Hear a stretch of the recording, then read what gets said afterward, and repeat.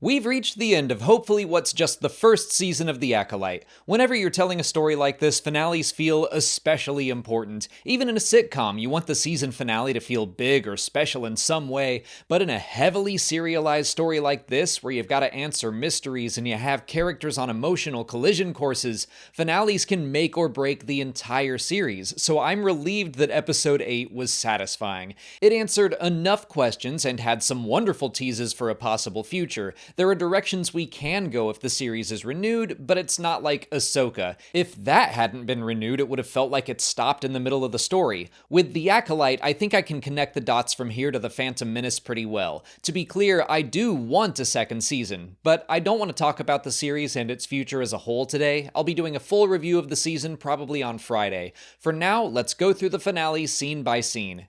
We return to Osha wearing the stranger's helmet, and damn, things are intense right off the bat. Fully reconnected to the Force, she invades the stranger's mind, possessing him like Mother Anastasia possessed Torben, and he looks freaked. He can fight it enough to take the helmet off, but I really want to know what was going on inside his head. Was he simply afraid of her power and his loss of control? Or was he seeing something specific, some deep, dark fear? When he does get the helmet off, Osha's eyes are straight up ringed with red, as if she had fully given herself over to the dark side. I don't think that was a conscious decision of hers, but Sith masks have been known to do that. The books Aftermath Life Debt and Shadow of the Sith both featured a Sith mask that possessed whoever wore it. The Mask of Darth Momin did the same thing. In a vision, Osha saw May killing Sol without a weapon, which immediately set alarm bells off for me. This is Kylo Ren and Rey all over again. They each saw the same vision of fighting side by side and assumed they knew what it meant. Osha sees herself killing Sol, and then in the hopes of saving his life, heads off to where she will kill him. I mean, come on, that is some straight up Greek tragedy shit right there. I like the stranger's mentality here, kind of bouncing back and forth between May and Osha. He tried to turn Osha and didn't quite get there, then he thinks May still has promise, so he wants to reach her. It's very Palpatine, very Sith, never committing to teaching just one person, but always on the lookout for the next best thing. The two of them begrudgingly working together is fun. In orbit above Bryndock, Sol and May argue about what happened 16 years earlier, and Sol doubles down on intervening. He's certainly not proud of killing Mother Anastasia, but he feels justified in what they did because of the twins' unnatural creation, which is not a good look, my guy. I mean, sure, it's strange, but it's not inherently evil. It means the witches are powerful, but so are the Jedi. Barging into the Coven simply because they have a power you don't fully understand, that's letting your fear control you. That is not the Jedi way. But May escapes before he can tell the full story and gets to an escape craft. She tries to hide in the rings of a nearby moon, which looks sick, but Sol chases her where his ship doesn't fit or belong, kind of like how he and the other Jedi forced their way into the witch's stronghold. He starts to target her ship, and it looks like he primes his weapons, but Basil pulls out a bunch of cables before he can open fire. Both ships lose control and head towards Bryndock's surface.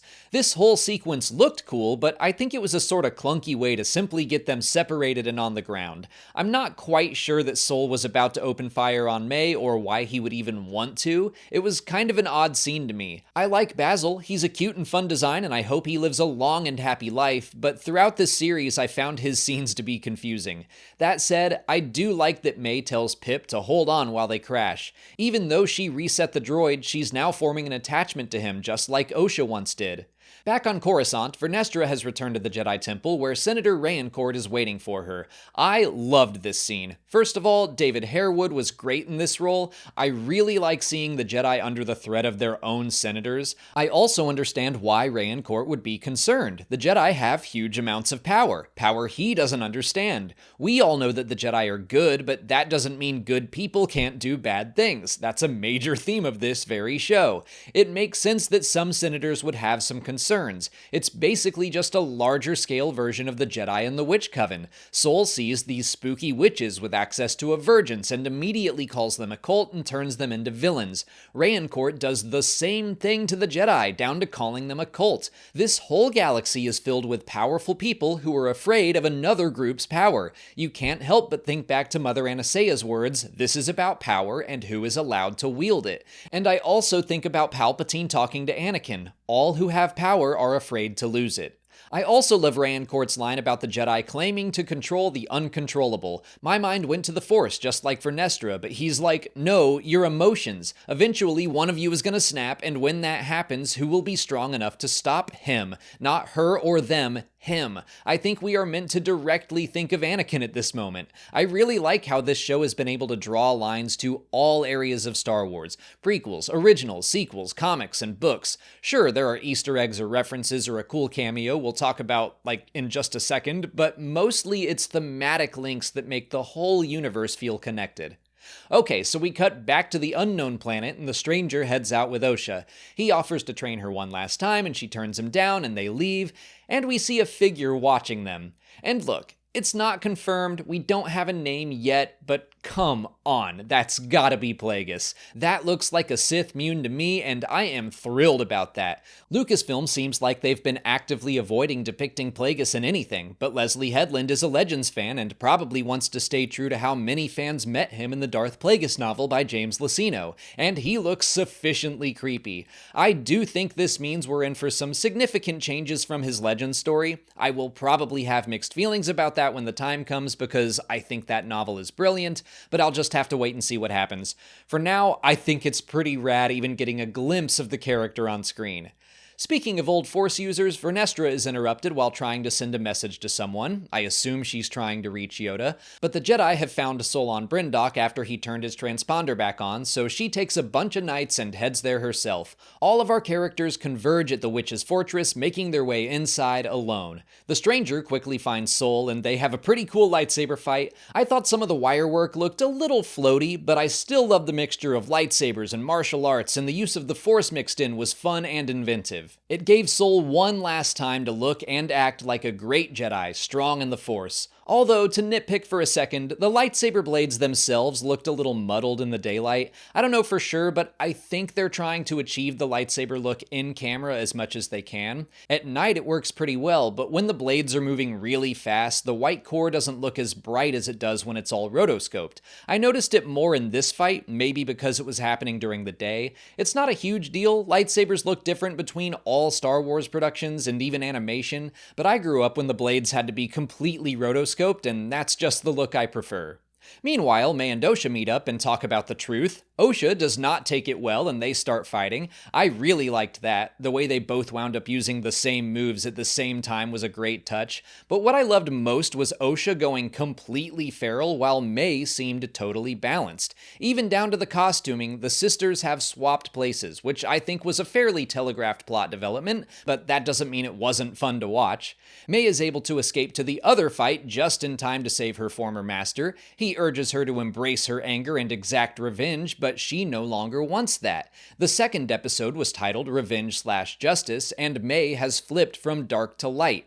Well, maybe not all the way, but at least in that regard, she wants justice now. Sol still claims he was doing the right thing when he intervened 16 years ago, and sorry dude, I like you Sol, but I'm never going to agree with you on that.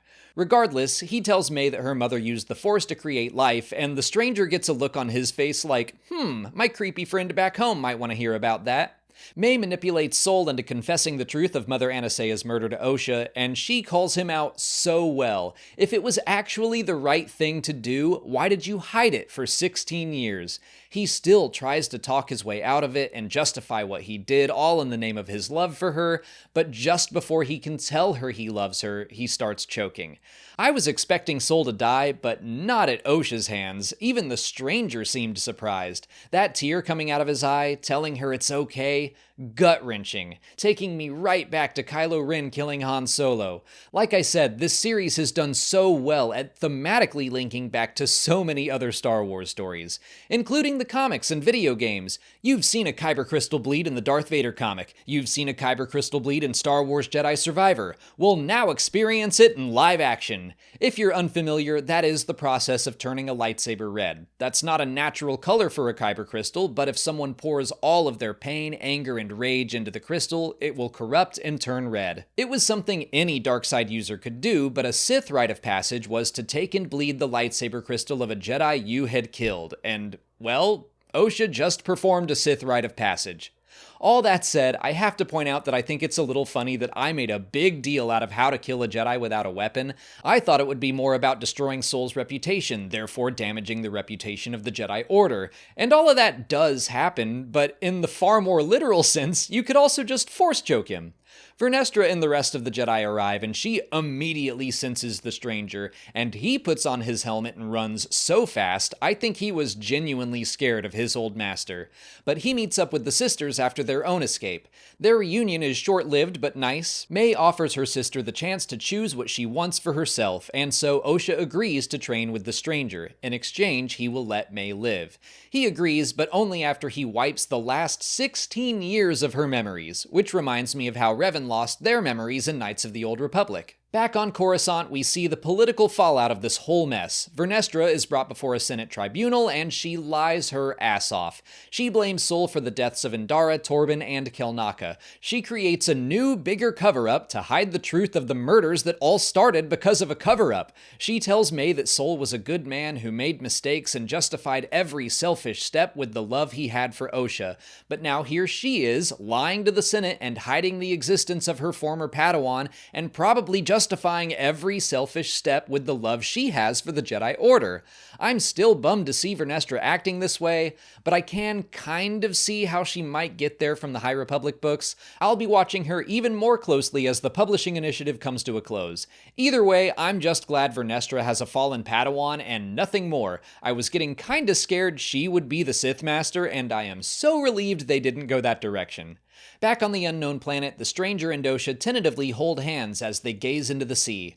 Okay, so I'm not a big shipper. I know a lot of people are big into the enemies to lovers trope, which has already begun. Personally, I'm not all in on their relationship yet, but I do think it has a lot of potential, because I assume Plagueis is in his hidey hole staring at them, and he's probably already plotting something crazy. I think Two Sith in Love actually is something really interesting to explore, because it can only end in disaster. I assume Plagueis will entertain his apprentice having an acolyte for a while, the same way Palpatine let Dooku train Ventress, but eventually someone has to die, and I have to imagine it will be in the most tragic way possible. Plagueis will probably have one kill the other. And even then, we know Plagueis is destined for Darth Sidious, so I don't see a happily ever after ending for either of them. And for one final tease, we got a glimpse of Master Yoda's ears. Leslie Headland insisted Yoda was not in Season 1, and I'm glad she lied. I mean, he was in one shot, so honestly, if she had said, "Oh yeah, Yoda's in this," people would have been disappointed instead of excited, so good call there. I also love that he appeared to be a puppet. If we get a second season, I think it makes sense to bring in Yoda. It follows the same model as The Mandalorian or Star Wars Rebels or Andor. All those shows started a little smaller and more personal, but got more and more involved with the larger galactic story over time. Yoda knows about the Rule of Two somehow. I would like to see that story. A game of cat and mouse between the Jedi and the Sith, all while the Jedi have to deal with more and more Republic politics? I'm in. So yeah, solid finale. My heart was pounding through a lot of it, basically until Sol died, and then I was just sad, but in the way I was supposed to be. I enjoyed the teases, and I don't think they went overboard. They make me want more, but things feel more resolved than they did for Ahsoka Season 1, in my opinion. But I'm gonna wrap up this video. I've got an Easter egg video on the way tomorrow, and Friday I'll try to put out a review of the entire season where I can lay out some constructive criticism for the series, and probably this coming Monday I'm putting together a list of the most frequently asked questions I've seen these past 8 episodes in the style I've been doing for the movies. So make sure you like this video, subscribe to the channel to catch all those, follow us on our socials, and consider checking out our Patreon page. As always, thanks for watching, and may the Force be with you.